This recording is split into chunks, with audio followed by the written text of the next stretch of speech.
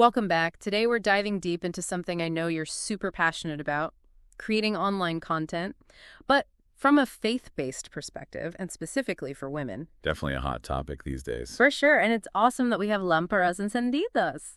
Manual práctico para generar contenido con propósito y fe te guiarás. Lighted lamps in English, right? That's it. A practical manual for, well, all of this. Perfect, because I also have tons of notes from December 15th, 2024. Oh, let's see how your personal thoughts line up with the manual. One of the first things that really struck me was how the manual presents content creation as a form of ministry. Interesting, like modern-day discipleship. Exactly. It even compares today's social media platforms to those ancient public squares where the apostles spread the gospel. Wow, that makes you think. But those squares were physical places, right? Where people gathered because they wanted to. Sure. So how do we, I guess, translate that to social media? It feels so much more, I don't know, fleeting. That's a great point. It's not as simple as just posting a random verse and hoping it goes viral, right?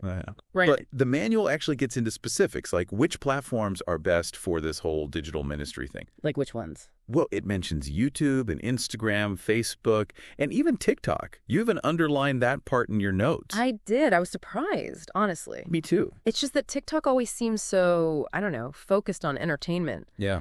But thinking about it, even those short videos could be used to plant little seeds of faith, right? Like how Jesus used those parables, short but powerful. So true. And here's another thing.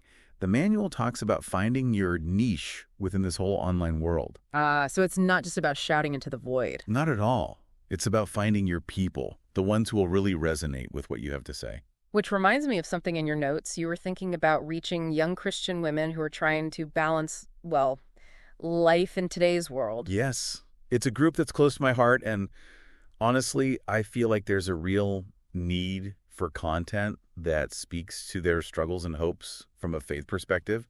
I think that's a fantastic starting point. The manual stresses that knowing your audience is key, and I think you've already begun doing that. I hope so.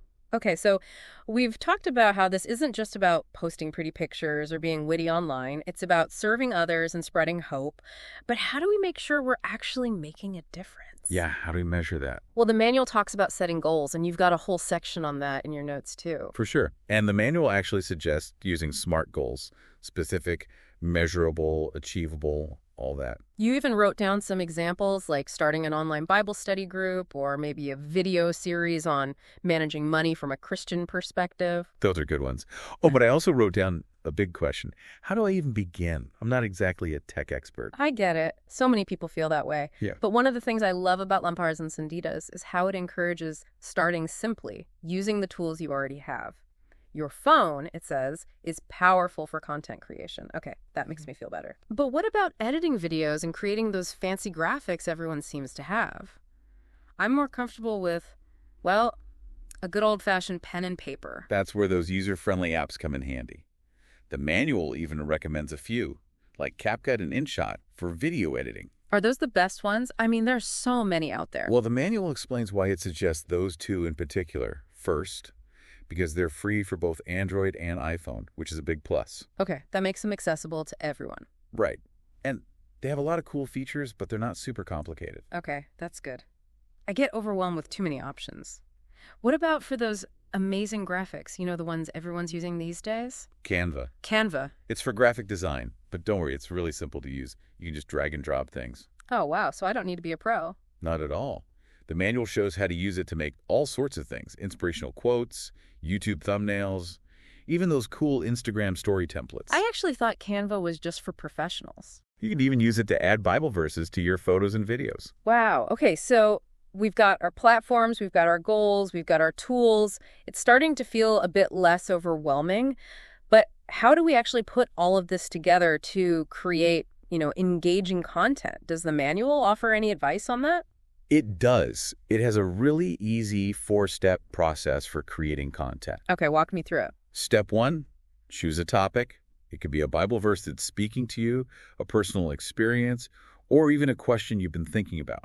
Okay, so start with something authentic and personal. Got it. What's next? Step 2, film a video. Just be natural, like you're talking to a friend. No need for fancy equipment. Nope, your phone is all you need. Okay, that's good. And then? Edit your video, add some personal touches, maybe your favorite worship music in the background, or a verse overlaid on a beautiful image. Use CapCut or InShot to help you with this. And finally, Upload it yeah. with a good title and description, and maybe even a call to action to get people talking. That's it. The manual emphasizes starting small and building from there, but as you pointed out in your notes, consistency is key. Oh, yeah. I even wrote, how do I stay consistent without burning out? That's a big one for me. I understand. The manual suggests making a content calendar to plan everything ahead of time. Ooh, that's a good idea, like meal prepping for my online ministry. Exactly. It also talks about finding the best times to post. Like you mentioned, mornings tend to work well for you for inspirational stuff. Yeah, that's when my insights are freshest. I love how the manual gives practical tips while still encouraging us spiritually. But what about when life gets crazy busy or I'm just not feeling inspired? Well, the manual says to start with a posting schedule you can handle maybe once a week or even every other week. Okay, that feels more doable. It also talks about delegating tasks to free up some of your time. Delegation, something I definitely need to work on. But what about creating a sense of community online? I don't want to just be talking into the void. That was another question in my notes. Oh, that's a great question. The manual actually compares building an online community to those early church gatherings described in Acts, where everyone came together for fellowship and encouragement. I love that. But in the digital world, how do we create that kind of feeling? By engaging.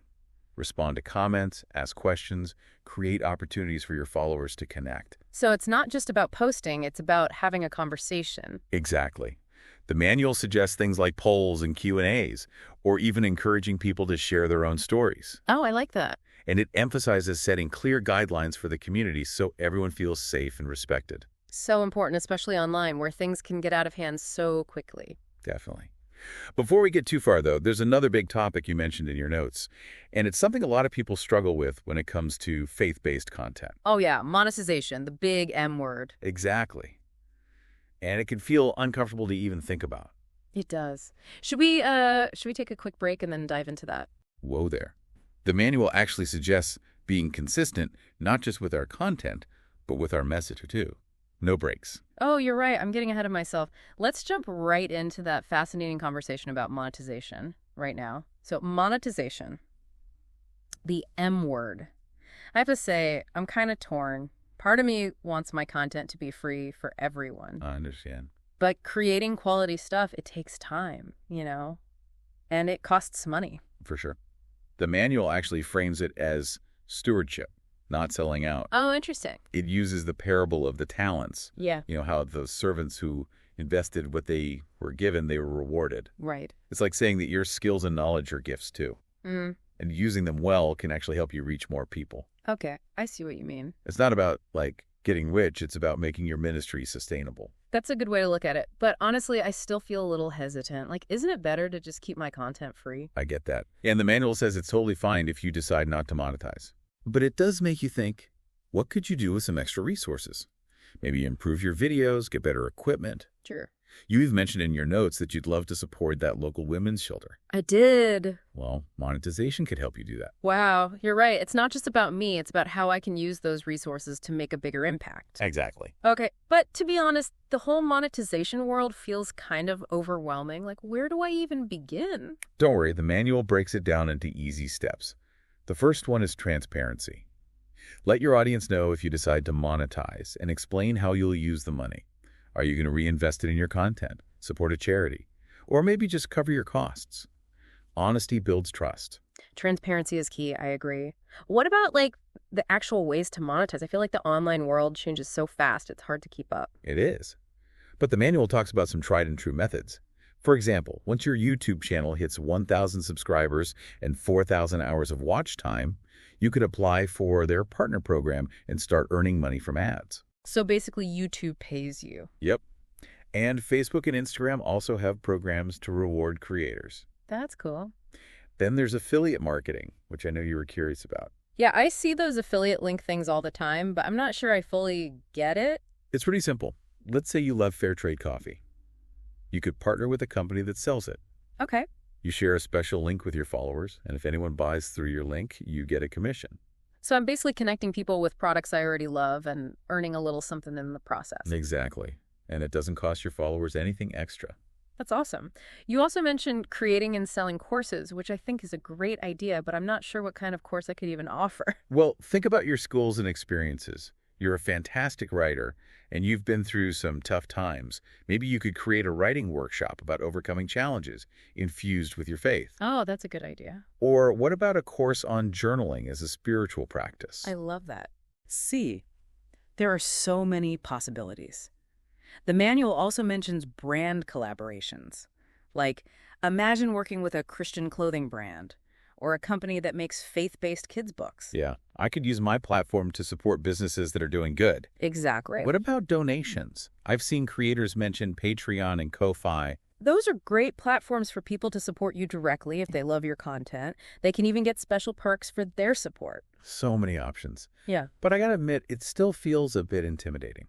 That's okay. The manual says it's totally normal to feel that way. Just start small. Maybe add an affiliate link to your blog or set up a Ko-Fi account. Baby steps, I like it. And don't forget about what we said earlier, creating content, especially if it's a ministry for you. It can be emotionally and spiritually draining.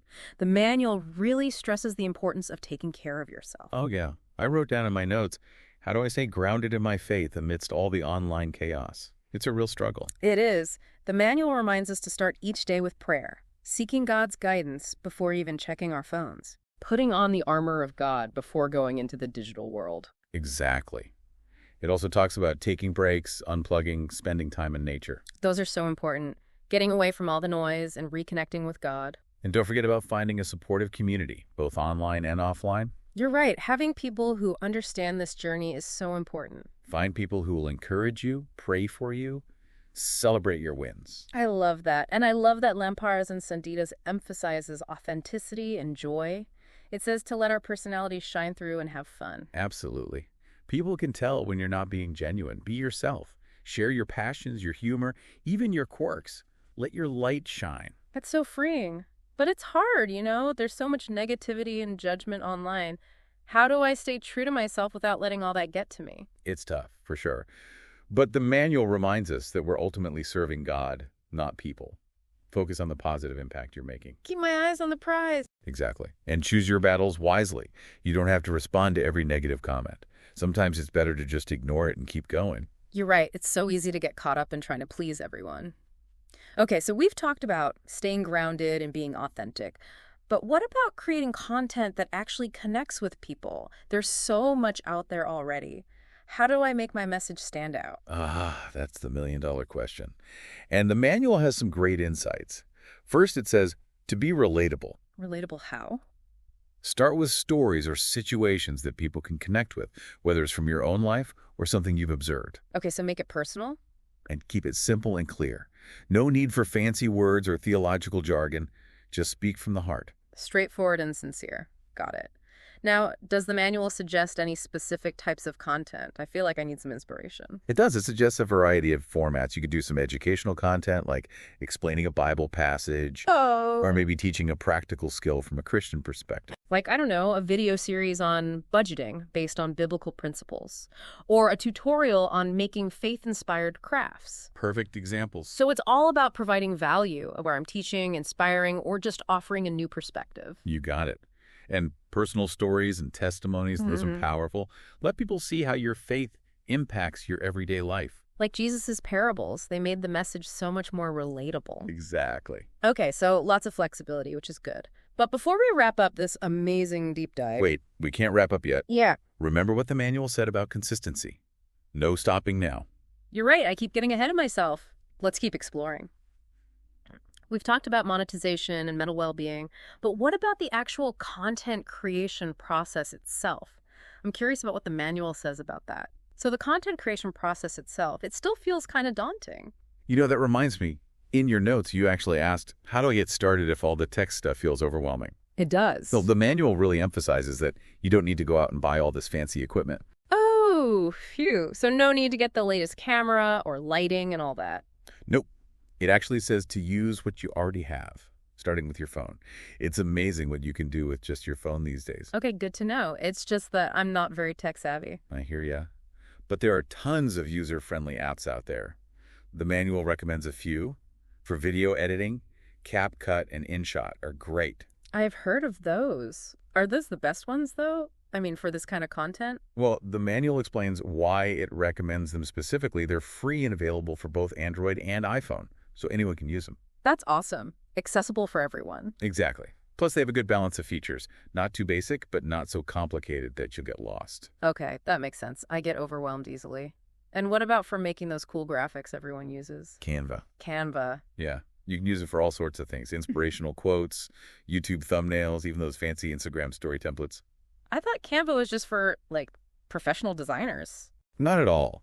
It's super user-friendly. You can even use it to add Bible verses to your photos and videos. Wow, okay. So I don't need to be a tech whiz to do all this. Nope. And remember, the most important thing is the message, the heart behind your content. The tech stuff is just a tool. That's a good reminder. But even with the right tools, I still get stuck sometimes on what to actually create. How do I make my content stand out? There's just so much out there already. It's true, it's a crowded space. But the manual emphasizes authenticity. Just be yourself. Don't try to be someone you're not. Okay, so let my personality shine through. Exactly. And be relatable, Start with stories or situations that people can connect with, things from your own life or things you've observed. So make it personal and real. Yes. And keep it simple. No need to use big words or complicated theological terms. Straightforward and sincere. Exactly. Now, the manual actually suggests a few different types of content you can create. Oh, can you remind me what those are? I can't seem to find my notes on that. Sure. You could share educational content, maybe explain a Bible passage or teach a practical skill from a Christian perspective. Ooh, like a video series on how to budget based on the Bible. Exactly. Yeah. Or maybe a tutorial on making faith-inspired crafts or writing a blog post about your favorite Bible verses. So many ideas. And it's all about providing value, right? Yes. And don't forget the power of personal stories and testimonies. Oh, yeah. Those are always so impactful. Like in the Gospels, when Jesus would tell those parables, they really bring the message to life. Exactly. And you can also create content that shows how your faith influences your everyday life. Let people see how you live out your beliefs. Okay, so there's a lot of flexibility. It's really about finding what feels authentic to me and what connects with my audience. You got it. And always remember, content creation, especially if you see it as a ministry, it can be tough. Don't forget to take care of yourself. Yeah, it's so easy to get caught up in the numbers and the pressure to perform. The manual reminds us to start each day with prayer, asking God for guidance. Yes, like putting on our spiritual armor before we face the digital world. And take breaks, spend time in nature, do things that nourish your soul. Those quiet moments are so important. They help me reconnect with myself and with God. Exactly. And surround yourself with supportive people, friends, family, or even other creators who get it. Having that community makes all the difference. It does. And don't be afraid to have fun. Let your personality shine through. I love that this manual blends practical tips with spiritual encouragement. It's not just about creating content. It's about living a life of faith that shines through in everything we do, including online. Well said. It really is a holistic approach to using our digital platforms for good. I feel so much more prepared and excited to start creating. Thank you so much for guiding me through this deep dive. And to everyone listening, remember, you have something unique and valuable to share. Don't be afraid to take that leap of faith and let your light shine. God can use your creativity in amazing ways.